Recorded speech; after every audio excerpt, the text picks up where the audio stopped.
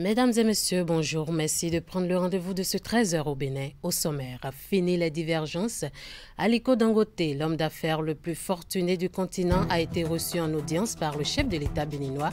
C'est un acte fort au regard des relations tendues entretenues par les deux hommes ces dernières années. Dans ce 13h au Bénin, les précisions de cette audience. L'eau s'invite dans les maisons au quartier Sédégbé de la commune d'Abomey-Calavi. Les habitants se retrouvent pieds dans l'eau dans leur chambre après une forte pluie. Les détails à suivre. L'échec est la bête noire de tout apprenant. À l'issue des résultats des examens, certains candidats y sont confrontés. Comment gérer l'échec à un examen? Élément de réponse dans cette édition. Mesdames et messieurs, à nouveau bonjour. L'homme d'affaires nigérien Aliko Dangote a été reçu ce mercredi par le président de la République. L'opérateur économique a eu de longs échanges avec Patrice Talon. L'information dévoilée ce jeudi par la présidence de la République du Bénin n'a pas donné des détails sur les sujets de discussion. Le Roubelou. Les images disent tout. Le sourire aux lèvres du chef de l'État béninois et son hôte témoignent de l'ambiance qui a prévalu à la marina au cours des échanges. Les photos donnent à voir un scénario longtemps espéré. Main dans la main, Talon et Dangote descendant les marches quelques pas en avance sur les autres officiels ayant assisté à la rencontre. On y voit le ministre de l'économie et des finances, Romuald Wadaini, et le ministre des Affaires étrangères, Olosegun Adjadi Bakari. D'autres images dévoilées sur la page Facebook de la présidence de la République. L'Est illustre la poignée de main entre le chef de l'État et la première fortune du continent. La visite tourne les pages d'une relation pas assez gaie entre Aliko Dangote et Patrice Talon. Elle intervient après une série de rencontres entre le président de la République du Bénin et Bola Tinubu, le nouvel homme fort d'Abuja. La pluie de la nuit du mardi à mercredi a laissé les habitants de la localité de Sédégbé, dans la commune d'Abomey-Calavi, dans une équation difficile à résoudre. Les maisons, tout comme les chambres, sont remplies d'eau souterraine. Une situation qui ne s'était jamais produite auparavant, au dire des riverains touchés par la situation. Une équipe de la rédaction a effectué une descente sur les lieux pour faire le constat. Candide Mourento et Henri Ganti. Contrairement à cette image captivante de ce tronçon qui passe par devant le marché de Sédégbé, dans la commune d'Abomey-Calavi, la réalité dans les maisons est tout autre. Nous sommes ici dans une vente, tout juste derrière le marché de la localité.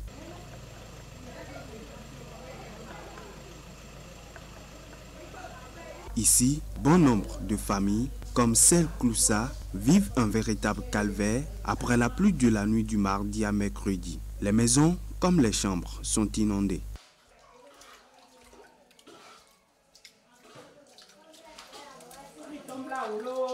Une situation qui ne s'est pas encore produite depuis plusieurs années.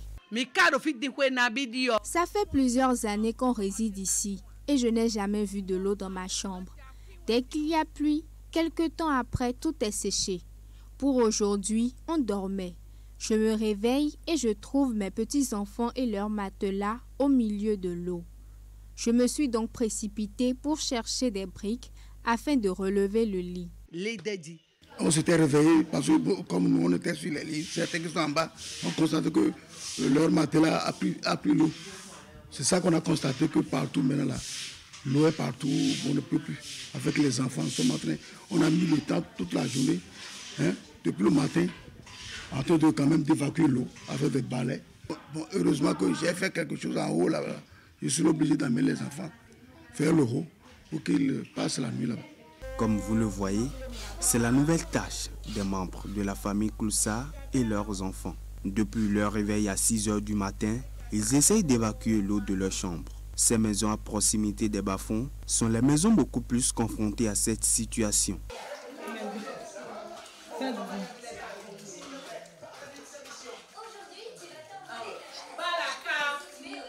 Dans ce quartier, autrefois, l'eau de pluie trouvait des issues possibles pour circuler un peu partout afin de vite sécher. Aujourd'hui, les voies d'accès sont bloquées par l'intervention des uns et des autres dans le but de trouver une solution. Mais à l'arrivée, c'est le résultat contraire qui s'observe. Ceux qui sont en face de nous, ils ont bloqué leur voie. Par contre, quand l'eau passe par là, ils ont fait un effort quand même pour chercher des remblais pour bloquer, que l'eau n'a plus l'issue pour pouvoir partir. La famille de Kloussa, comme bien d'autres, vivent donc pour la première fois depuis plusieurs années qu'ils résident dans ce quartier une telle situation. Ils implorent de vive voix un regard des autorités de tutelle sur leur localité. D'un constat à un autre, cette fois-ci, au niveau des passages supérieurs de Weiho et de l'avenue Stémez, s'ils sont érigés en vue de fluidifier le trafic routier et d'apporter une touche de beauté à la ville de Cotonou. Ces passages supérieurs servent également à d'autres fins insoupçonnées. L'espace disponible sous ces infrastructures de transport est transformé par les Cotonois en lieu de repos, centre d'affaires, lieu de rencontre, garage et j'en passe. Dans l'après-midi de ce mercredi 12 juillet, l'une de nos équipes est descendue sur le terrain pour vivre les réalités. Suivez donc cet élément de Hugues Vingbe présenté par Sherina Messoronsono. Si vous croyez que sous le passage supérieur de Weiho régnerait une ambiance de cimetière, détrompez-vous. Car ici, c'est tout un monde qui s'anime au quotidien. Des vendeuses de divers produits aux conducteurs de taxi-moto, en passant notamment par les jeunes Nigériens proposant des services de pédicure, manicure, l'on vient sous ce passage supérieur pour vendre, se reposer ou tout simplement stationner le temps de poursuivre les courses de la journée. Petit commerce, c'est tout à l'heure, je me suis sortie, tonton m'a vu, il l'a acheté et je me suis arrêtée là. Je suis passé ici, d'abord me faire mes ongles, parce que quand on vient ici, on peut se faire ses ongles, on peut se faire ses pédicures et ses manucures à peu de frais et très vite. Donc je suis passé pour ça. En dehors de ça, il y a les petits trucs qu'on trouve comme ça, qui passent très vite, tu n'as pas besoin d'aller au marché. Ici, ça vient à toi. Tu les prends. Les colas de Chine, comme on le dit, tu les prends et tranquille. Et ça me permet aussi de prendre le pouls de la ville, de voir comment ça se passe, parce qu'ici c'est une bonne intersection. Voilà. J'ai travaillé et je suis fatigué. J'ai décidé de venir me reposer ici. Derrière cette ambiance qui se crée ici, se cachent parfois des individus animés de mauvaise foi et de vil dessein. L'environnement aussi en pâtit du fait des comportements peu éco-citoyens des visiteurs. On note par endroits une insalubrité sous l'infrastructure. Qui plus est, les conditions de sécurité ne sont pas toujours réunies sous le passage supérieur de Weiho pour une fréquentation surtout par les moments de nuit.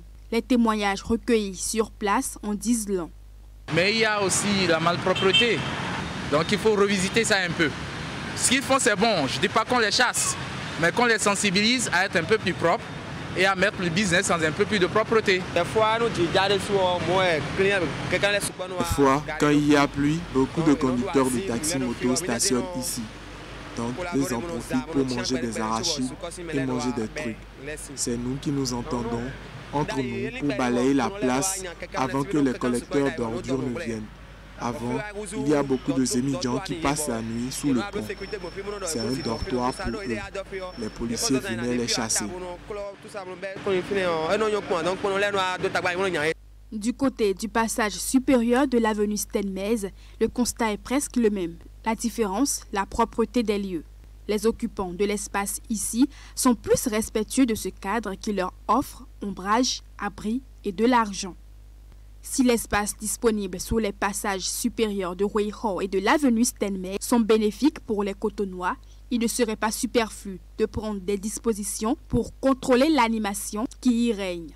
En haut, les usagers roulent à moto ou en voiture sans pouvoir s'imaginer tout ce qui se passe en dessous de ces infrastructures de franchissement. Je l'annonçais en titre, très redouté par certains élèves, la proclamation des résultats des examens scolaires de fin d'année donne lieu dans le rang des candidats à des émotions et des réactions parallèles. Pendant que les admissibles exultent, les recalés encaissent le coup. Comment un candidat doit-il gérer l'échec après un examen? La réponse dans ce reportage de Maris Boko. Échouer à un examen, c'est une situation dans laquelle aucun candidat ne souhaite se retrouver. Dans notre société où la réussite est souvent mise en avant, l'échec peut sembler être un obstacle insurmontable. Certains candidats aux divers examens passent par des émotions et des moments difficiles face à un échec qu'ils ont du mal à canaliser. L'échec n'est pas toujours mauvais dans notre vie. Parfois, c'est que la nature ou le destin nous réserve un bon plan. L'échec est formateur, dit-on. Et lorsqu'on a échoué à l'examen, la première des choses, c'est de relativiser l'échec. On a échoué parce que certainement, il y a eu des situations d'apprentissage dont on n'a pas eu la maîtrise. Reconnaître ses erreurs et apprendre de ses échecs est une étape fondamentale dans la gestion de l'échec. Cela nécessite une réflexion honnête sur ses propres faiblesses et une volonté de les améliorer. Il faut que le candidat accepte son résultat. Il y a des candidats qui jusque-là n'acceptent pas leur résultat. Et il faut d'abord accepter pour pouvoir digérer. Je me répète, il faut d'abord accepter le résultat pour pouvoir le digérer. Donc nous n'allons pas nous précipiter vers dire il faut l'accepter, c'est la vie, machin. Est-ce qu'il reconnaît d'abord qu'il n'a pas eu son examen? Il faut faire le bilan et voir ce qui a marché, ce qui n'a pas marché. Aller chercher son relevé de notes pour mieux évaluer les performances au niveau de chaque matière dans laquelle on a été évalué à l'examen. Et puis se dire que l'échec de cette année, certainement qu'il a un sens parce que la réussite ne nous aurait pas forcément arrangé. Il urge de le déplacer, il faut le déplacer. Et c'est déjà pendant les vacances qu'on doit commencer par envisager cette réflexion. Le soutien social est également essentiel lorsqu'il s'agit de surmonter un échec. Que ce soit des amis, des membres de la famille ou des professionnels, avoir quelqu'un à qui parler peut offrir des encouragements et faire toute la différence. Les parents doivent accompagner les enfants. Et ce n'est pas le moment de les abandonner parce que si les enfants avaient atteint une certaine maturité, ils auraient compris les conseils que les parents leur donnaient. Donc c'est parce qu'il y a peut-être encore un jeune âge qui les tourmente, il y a peut-être une nonchalance, une négligence, une ignorance au niveau des enfants que cela est intervenu. Donc les parents doivent rester comme des veilleurs, comme des éclaireurs. L'enfant est déjà sous un choc, il ne faut pas lui compléter davantage. Et si vous ne pouvez pas lui faire d'abord un petit pansement émotionnel, ne commencez pas par lui mettre des idées, pas le juger, le critiquer. Non, ce n'est pas le moment. Il est important de se rappeler que réussir n'est pas toujours une ligne droite. En reconnaissant ses émotions, en apprenant de ses erreurs et en s'entourant de soutien, le candidat peut transformer l'échec en une opportunité de croissance et d'épanouissement. Un tour à l'hémicycle, le ministre de la Santé était hier à la barre parlementaire pour répondre aux questions des députés sur la qualité des prestations au CNHU Hubert Kotokumaga de Cotonou. Benjamin Nkpatin a étalé à l'occasion les actions du gouvernement depuis 2016 tout en reconnaissant la nécessité de poursuivre les actions pour résorber les problèmes qui demeurent. Suivez ici l'essentiel des réponses présentées aux élus de la nation. Par rapport aux dialyses, je l'ai dit, ce n'est pas parfait. Nous avons tous des dialysés dans nos familles. J'en ai, vous en avez. Et nous souffrons de leur situation. Aujourd'hui, le gouvernement a fait un effort incommensurable pour pouvoir mettre des appareils de dialyse ouverts, neufs, au niveau de ces hôpitaux pour déjà casser le coût de la dialyse. Quand on a des appareils ouverts, le coût des kits diminue et on diminue le coût déjà de la dialyse. La deuxième chose, nous visons loin, nous regardons de l'avant. Et c'est pour ça que le programme, pour pouvoir mettre en place l'autogreffe, c'est-à-dire que vous avez un cousin qui est compatible, le cousin vous donne un rein et on vous implante ça. Et avec ça, votre qualité de vie est améliorée. Vous ne serez plus dialysé tous les jours, toutes les semaines, 2 fois. Mais vous vivez avec un rein d'un parent, d'un apparenté, avec quelques médicaments pour pouvoir garder ce greffon-là. C'est ça que le gouvernement vise pour le futur. Je vous en prie, nous travaillons pour le futur. Des efforts sont faits. C'est vrai que nous souffrons aujourd'hui, mais le gouvernement est en train de travailler pour que ça puisse s'améliorer.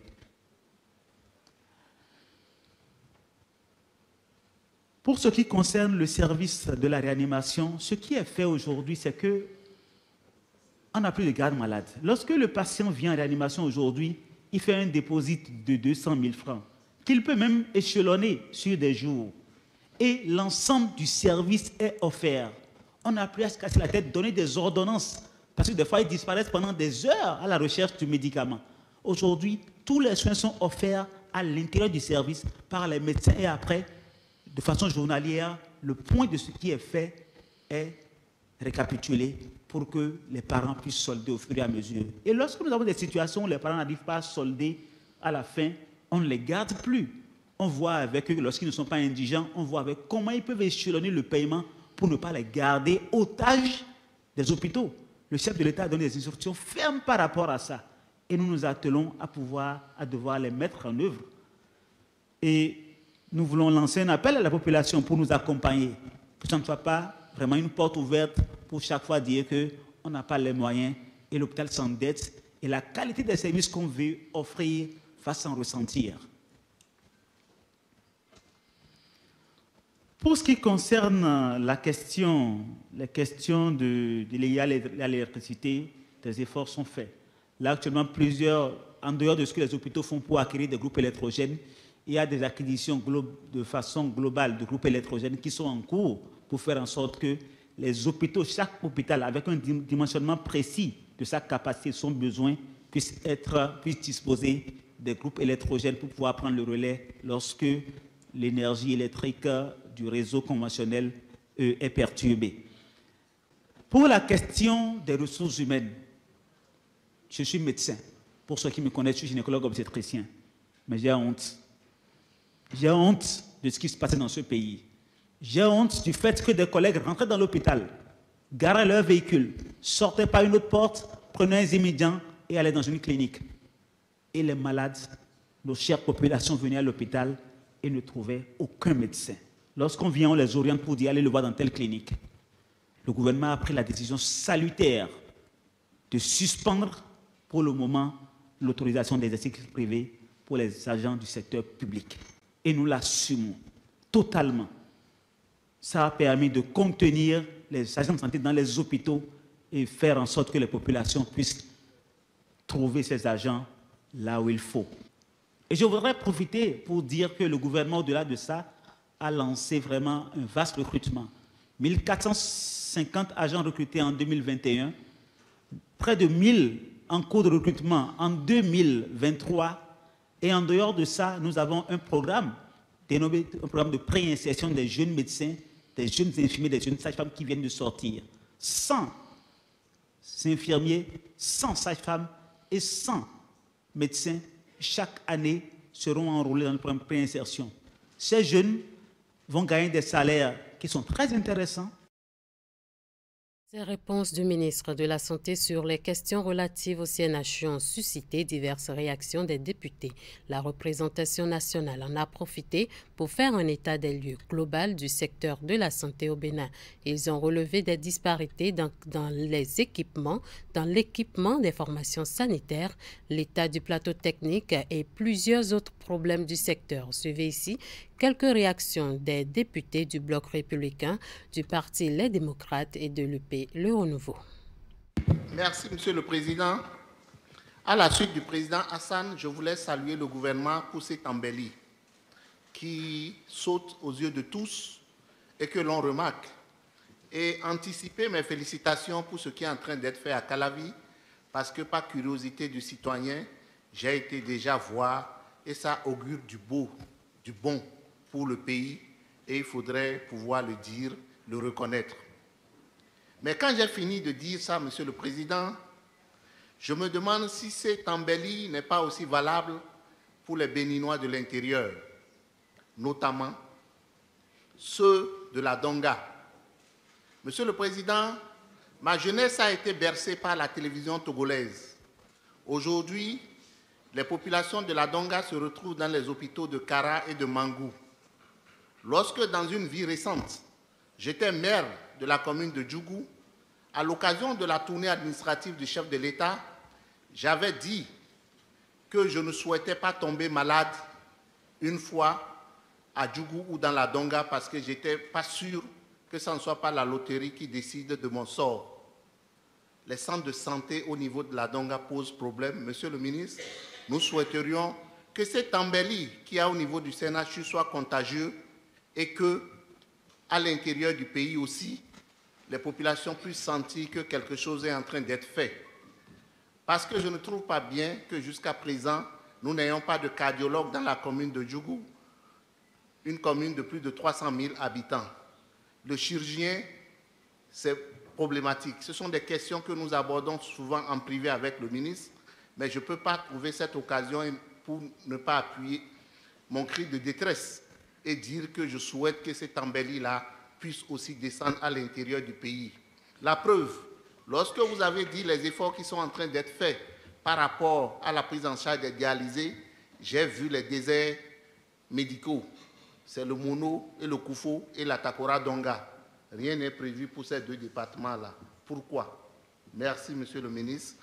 Et pour finir, je dirais que je suis conscient que les choses se feront à leur rythme, mais il serait bien que tous les Béninois aussi puissent avoir les avantages de l'embellie. Monsieur le ministre, les dialysés meurent tous les jours dans notre pays. J'en ai perdu il y a 2 mois. 2 dialysés qui n'ont rien. Et toutes ces dépenses reposent sur nous, principalement moi. Mais des gens qui ne sont pas bien entretenus, comment un dialysé peut quitter l'Okosa dans ces conditions, venir faire dialyse à Cotonou, repartir, revenir, demander à un parent, un cultivateur, de dépenser 1 million de francs sur un dialysé, voire 200 000 francs par semaine. Mais parfois, ils demandent même la mort. Vaut mieux mourir que de vivre. Monsieur le ministre, rien n'est encore fait par rapport au dialysé. Je vous avais vu par rapport à ça. Je ne cache pas mes mots. On a eu à intervenir, on a eu à échanger, mais j'ai le cœur enragé parce que les gens souffrent. Les dialysés souffrent.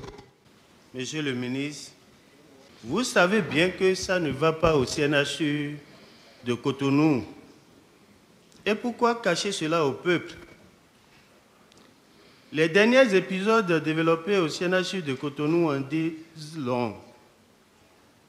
Avec seulement une panne d'électricité, plusieurs morts de patients aux urgences.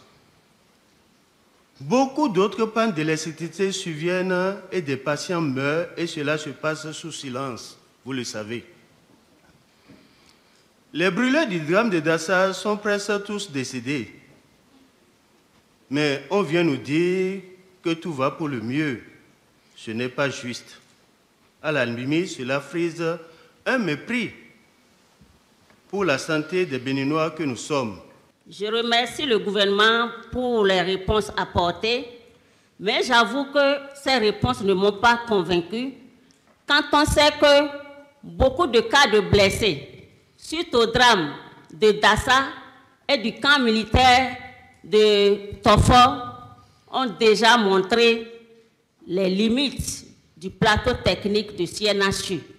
Je salue le gouvernement pour les efforts d'amélioration continue de la qualité des prestations au CNHU, surtout l'amélioration du plateau technique. Je me rappelle, il y a quelques années, les Béninois devraient, pour certains, se rendre à Lomé pour l'IRM. Aujourd'hui, il y a au niveau du CNHU l'IRM. Je voudrais saluer le gouvernement, surtout pour l'amélioration de la qualité au niveau des urgences. Aujourd'hui, tout Béninois de bonne foi sait qu'au CNHU, ça s'est amélioré. Tous ceux qui, dans ce pays, ont connu le CNHU il y a quelques années, qui l'ont fréquenté et qui le fréquentent aujourd'hui, faire preuve de bonne foi, ne diminue rien en nous, ça s'améliore.